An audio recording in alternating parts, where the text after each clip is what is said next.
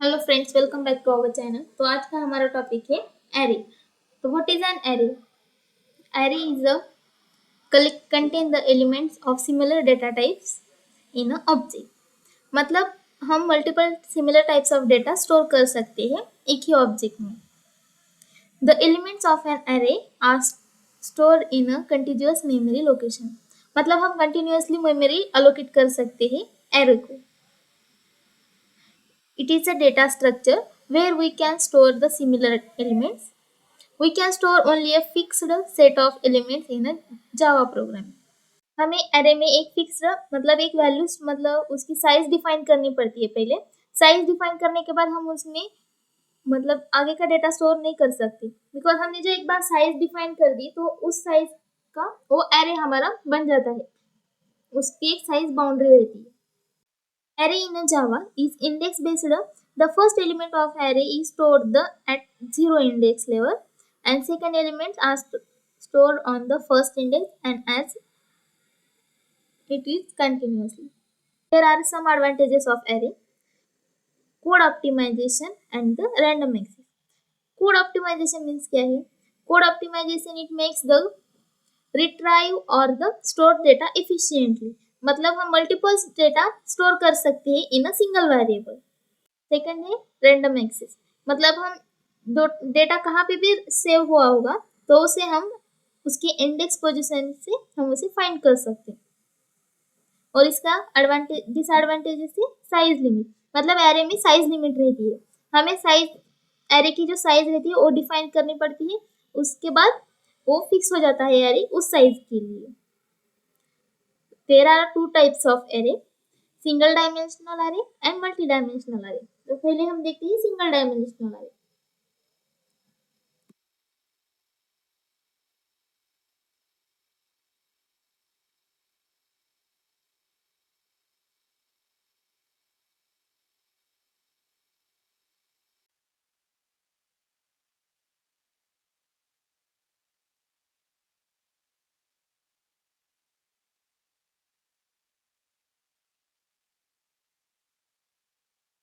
Single dimensional array में हम सिर्फ सिंगल एंगल एरे में सिंगल एलिमेंट ही स्टोर कर सकते हैं। हम यहाँ पे डिक्लेयर करेंगे इंटीजर ए। ए मतलब हमारा ए हो गया एरे। हम इस स्क्वायर ब्रैकेट को एरे कहते हैं। स्क्वायर ब्रैकेट में हमें एरे की साइज डिफाइन करनी पड़ती है। उसके बाद हम इसे डिफाइन करेंगे array equals to new array. हमने जो यहाँ पे उसे जो डेटा टाइप दिया है वही हमें फिर से एक बार डिक्लेयर करना पड़ेगा इंटीजर। उसके बाद हम इस एरे की जो हमने यहाँ पे स्क्वायर ब्रैकेट लिया है उस एरे की यहाँ पे हम साइज डिफाइन करेंगे। मैंने यहाँ पे लिया है इसकी साइज 5।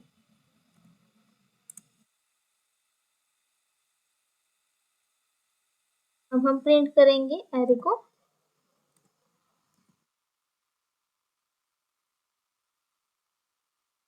एरे जीरो, जीरो मतलब ये हमारी वैल्यू नहीं है, जीरो मतलब है हमारा एरे का इंडेक्स जीरो। हम इंडेक्स जीरो को 10 वैल्यू स्टोर कर रहे हैं। बाद नेक्स्ट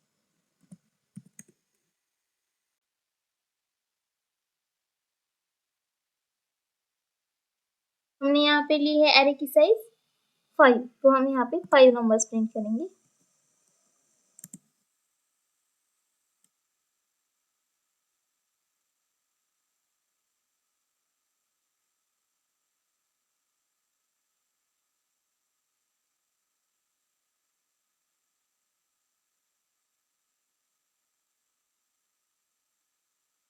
हम सिंगल डायमेंशनल एरे को प्रिंट करने के लिए हमें यूज करना पड़ेगा ईच फॉर लूप का। तो फिर उसमें हम क्या करते हैं, फॉर लूप में पहले हमें इनिशियलाइजेशन करना पड़ेगा।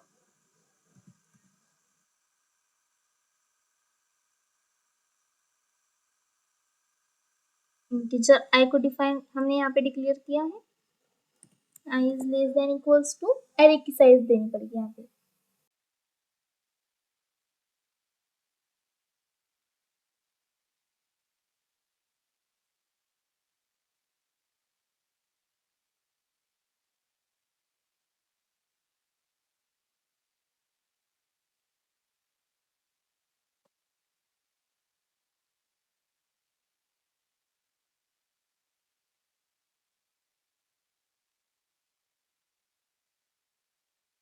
अब हम यहाँ पे किसे प्रिंट करेंगे, आई की वैल्यू हमें प्रिंट नहीं करनी, हमें किसकी वैल्यू चाहिए, हमें एरे चाहिए। तो फिर हमें यहाँ पे एरे को ए डिफाइन किया है और स्क्वायर ब्रैकेट में हमें क्या प्रिंट करनी है, हमें ना इंडेक्स वैल्यू उसकी प्रिंट नहीं करनी, हमें उसकी वैल्यू चाहिए। तो इसके लिए हम यहाँ पे जो हमने फॉर लूप में डिफाइन किया है आई, तो हम उसे आई को प्रिंट करेंगे।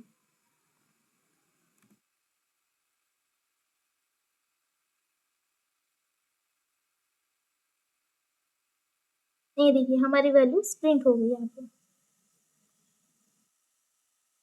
ये है हमारा सिंगल डायमेंशनल एरे। ये हो गई हमारी फर्स्ट मेथड।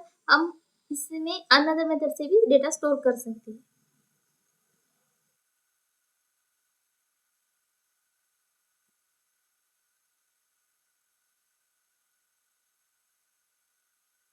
वो भी देखते हैं। हमें यहाँ पे इंटीजर फिर से एरे डिफाइन करना पड़ेगा। एरे डिफाइन करने के बाद हमें डायरेक्टली हम उसका डिक्लेरेशन और initialization of the array values हम यहीं पे भी कर सकते हैं। वो हमें कर्ली ब्रैकेट में डिफाइन करनी पड़ेगी। अब हम डालेंगे 1,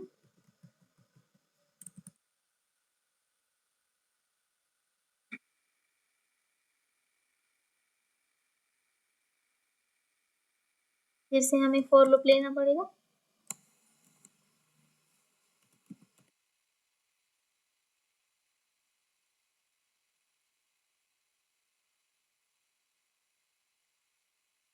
ए डॉट लेंथ मीन्स क्या है, ये है हमारी एरे की साइज। मतलब हम यहाँ पे एरे की साइज ऐसे डिफाइन नहीं करेंगे, क्योंकि हम एरे की साइज वो ऑटोमेटिकली फेच करता जाएगा यहाँ से।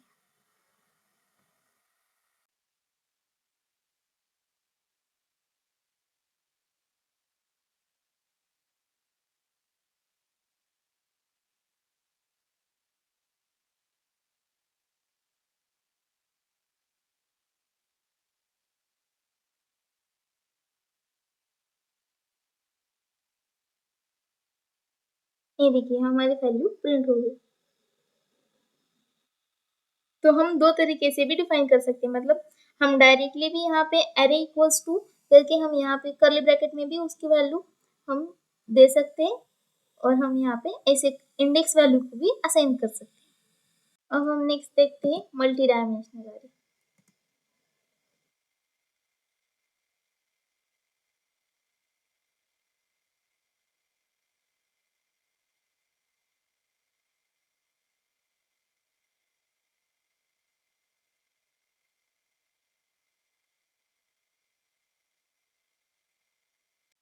In multi-dimensional array, data is stored in a row and column based। मतलब इसमें डेटा रो एंड कॉलम की बेस इंडेक्स पे बेस रहता है। इसका एग्जांपल देखते हैं अभी। इंटीजर हमने यहाँ पे भी एरे लिया है। अब सिंगल डायमेंशनल में हम क्या करते हैं, सिर्फ एक ही एरे डिफाइन कर देती, मतलब उसकी वैल्यू सिर्फ एक ही डिफाइन कर देती, वो भी रो में। तो हमें यहाँ मल्टी डायमेंशनल में हमें क्या करना पड़ेगा, उसकी दो वैल्यू स्टोर करनी पड़ेगी, एक तो रो और एक कॉलम में। तो फिर हमें यहाँ पे और एक एरे की वैल्यू डिफाइन करनी पड़ेगी। हमारा नेक्स्ट एरे इक्वल्स टू, हम यहाँ पे डायरेक्टली वैल्यू प्रिंट करेंगे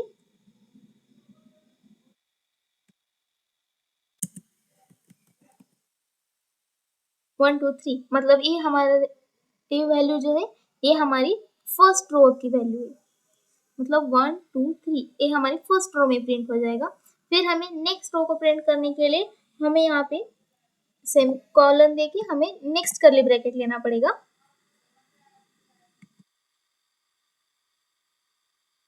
होगा हमारा second row.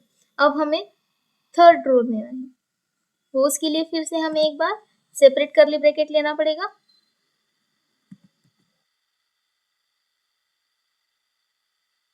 Curly bracket close. हम मल्टी डायमेंशन किस में कर सकते हैं, अगर हमें डायमेंशन के प्रोग्राम करने पड़ेंगे, मतलब सच एज मैट्रिक्स। मतलब जो हमने मैट्रिक्स पढ़ा था, वो मैट्रिक्स को हम सॉल्व करने के लिए हमें मल्टी डायमेंशनल एरे का यूज करना पड़ेगा। हमारे मैथ्स में जो प्रॉब्लम रहती थी डायमेंशन वाले मैट्रिक्स की, उसे सॉल्व करने के लिए हम मल्टी डायमेंशनल एरे का यूज कर सकते हैं। हमें 2 डायमेंशनल एरे को प्रिंट करना है, तो इसके लिए हमें 2 फॉर लूप यूज करने पड़ेंगे। तो फर्स्ट फॉर लूप यूज करेंगे हम।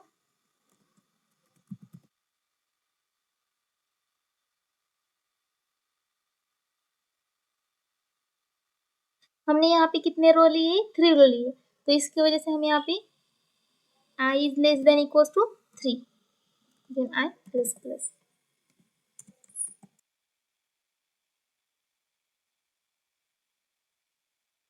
हमारा सेकंड फॉर आएगा।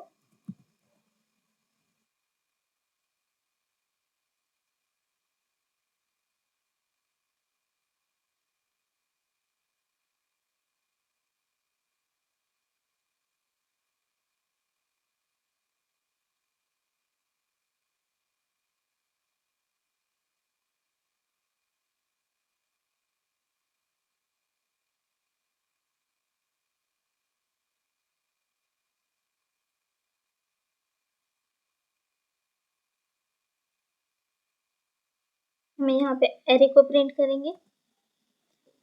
पहले एरे में जो पहला एरे का रहेगा बॉक्स, तो उसमें हम I की वैल्यू प्रिंट करेंगे, देन J की वैल्यू प्रिंट करेंगे।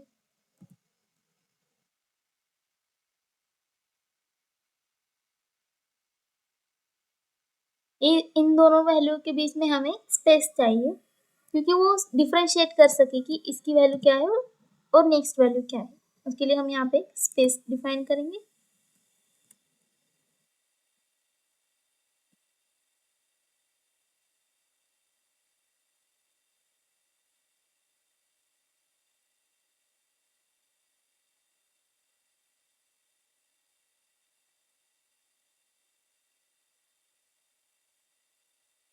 ये देखिए 1 2 3 4 5 6 7 8 9, मतलब फर्स्ट जो हमारा करली ब्रैकेट की वैल्यू है वो होगा हमारा first row, then second row and then next third. तो ये है हमारा मल्टी डायमेंशनल एरे। हम मल्टी डायमेंशनल का यूज करके मैट्रिक्स प्रॉब्लम सॉल्व कर सकते हैं। तो multiple types of matrixes are solved by the using the multi-dimensional array।